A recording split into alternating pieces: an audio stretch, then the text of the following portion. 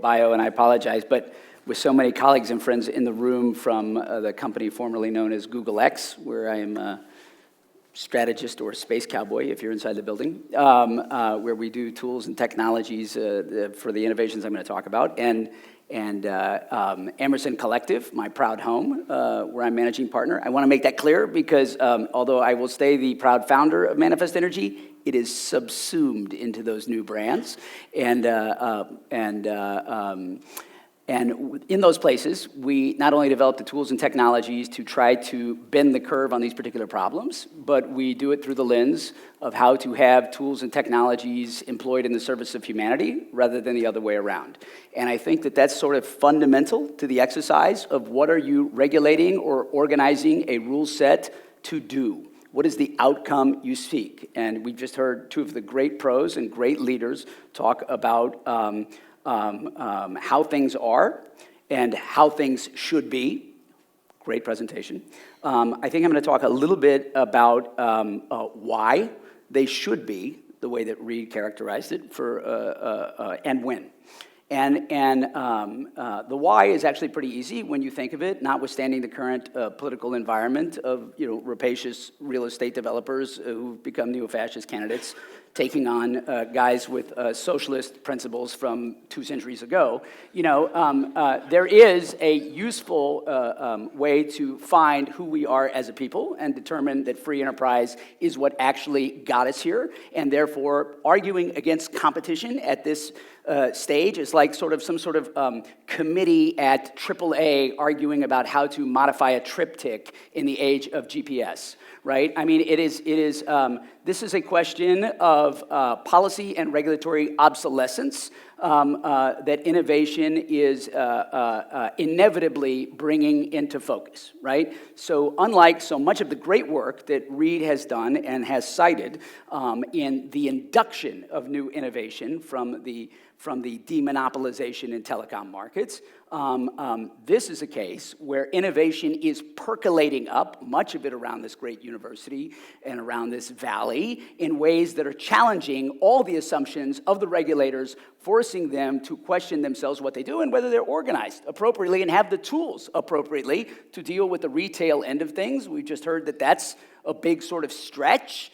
Some of you were at the Tesla factory yesterday with Tony Fidel and I talking about bottom-up revolution, and I cited the case of a very red state, and I will tell you a red state Republican veteran like my 86-year-old dad, who will get out of the lazy boy and tune down the Fox News to show you on his iPhone that he is paying nothing for the solar city energy being generated on his roof with the next to nothing R65 insulation and the complete LED lighting across his home that he all got at Home Depot, right? With nobody passing him a brochure or making him the green guy or anything else. So there is some utility in Texas that's having to wonder why the suburbs are losing 30% of their sales from previously reliable customers at some point. And the regulators in Texas are not going to be necessarily as progressive as those in California, and they are facing this dilemma here and now, and they don't have any choice. So there's a competition already occurring in the amount of tools diffusing at a rate that is forcing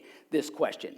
And now the question is, can regulators get into a position where they can turn on the headlights and if you want, the bright beams to see as far as they can with as much peripheral vision as possible to catch up on the need to induce the change, or at least get into some sort of iterative balance with the rate of technological development. And in fact, what's happening now is that they are regulating mostly, in select cases, in the rearview mirror based on tools that they have and what they know in an ecosystem in a dance with an increasingly obsolete counterparty, which is the utilities themselves that are equally lost at the boardroom level. Because for them, their customer is not my dad with the iPhone monitoring the solar city and the LED lights. For them, the customer is the regulatory commission. And so they're talking to themselves in this small echo chamber and sort of missing largely any definitive understanding that would help them understand everything that's happening around them. And in business, if we're talking about business boards, Intel, AMAT, we call this the Kodak moment. right? Not the Kodak moment that if you're in my demographic, you would line up at the edge of the Disneyland castle and go, Kodak moment, here's the picture. No, it's not that Kodak moment. It's the Kodak moment where the board understood that they had the intellectual property that they had devised for digital, and holding onto the intellectual property that was inventing the future, that very great Eastman Kodak company that was the global leader in the chemicals industry decided we will fatally go over the cliff. We will hang on to 35 millimeter canisters for as much cash flow as we can, for as long as we can, until somebody else licenses technology and slays us. And we won't know it until we're actually over the cliff, right? And so we're drifting this way, but nobody wants to believe it, just like nobody on the board of Eastman Kodak wanted to believe it, right? But we're drifting this way because there will be more Nest thermostats, and if they're not by Nest, they'll be by Honeywell, where there will be more solar cities. These are all inevitability and trends. So when we talk about the when and the why, I don't think we have to think about if. We need to only think about what is the logical timetable. And I like to call this TBD, but not in the normal sense of to be determined. I like to call it TBD, like in the imperative sense, like transition by design. We will either get to the future intentionally in a way that we design the rule sets to optimize for societal outcomes on a time frame that is consequential to the outcomes we seek, or we will get there reactively, drifting by default with massive dislocations, and we will have case studies in arrears about why our regulatory and policymakers failed us because they could not understand everything that was actually happening in competitive markets around them, even as they tried to suppress them.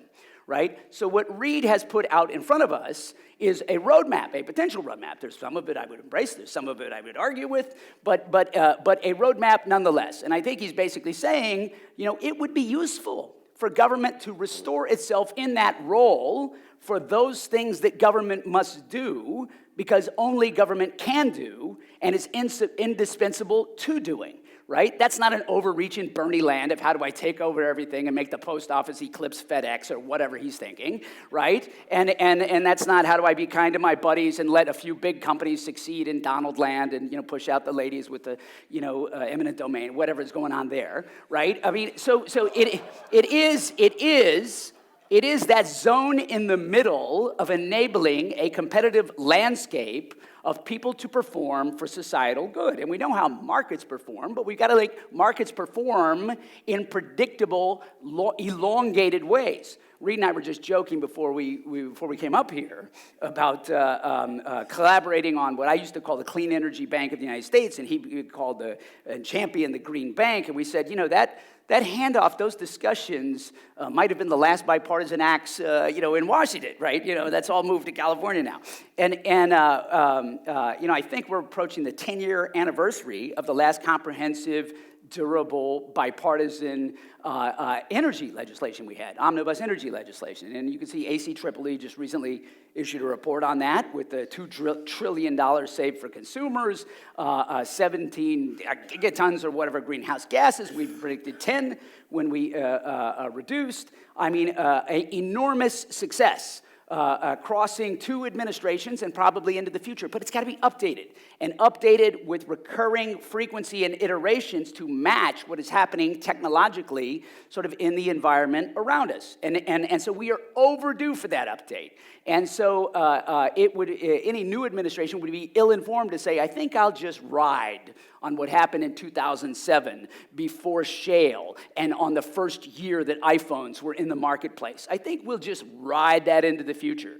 The future will happen anyway. It will percolate up. Companies will make money, but the dislocations will occur, and that I call a major micro problem. We spent a lot of time on the macro problem of climate change, and now we know that there's a big global frame, unfortunately, without measurement, reporting, verification, and the other sort of tools we need to bring the global frame into order. But there's a global frame that says we have certain goals by certain dates of certain things we need to do. So we've got the macro problem on the climate side that forces an imperative and a timetable that says, well, even if I'm just in charge of California or Texas or DC buildings or vehicles or telecom, I actually have to think bigger. I have to think about larger jurisdictions like everything at once. and how to collaborate, right? So that's a whole new world. I also worry a lot about what we alluded to, and Reed was very explicit about, and I worry particularly a lot about it in my role at Emerson, which is the dislocations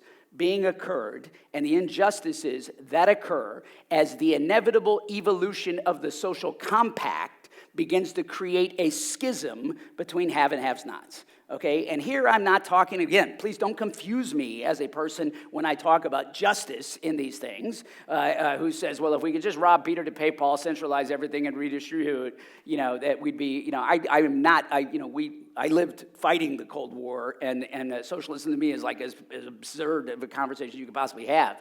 But that's not to say you can't make things equitable and just if you are regulating correctly and the government is exercising its appropriate authorities. So at a time when we're having more panels go into Atherton than East Palo Alto, and we're parking more Teslas next to Range Rovers, while 18 different people try to get into an 18-year-old truck to get to their jobs, we've got to pay some very close attention to what the real numbers are in the bell curve, and I think you cited some of them in society. And what does that mean? That means forefront, our regulators need to be saying not just, well, how do we save the utilities? Because they sure suck at this. I mean, that's the conversation we generally have. There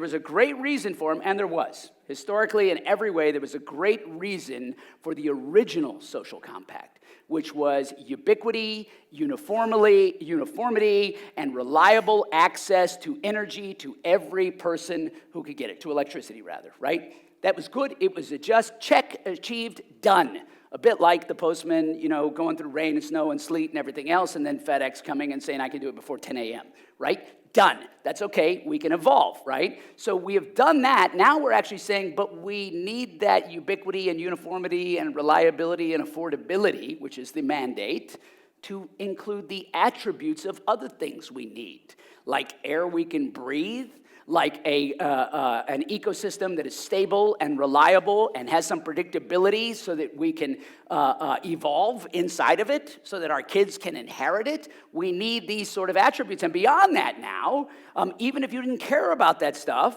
we need the Tony Fidels and the Googles of the world actually saying we need to offer the optionality of comfort and convenience and choice for people who now want to employ devices on their own and be a part of this system and not impede their access to the market in an otherwise competitive world. So what I would say is the new social compact has to be the frame through which we look at things.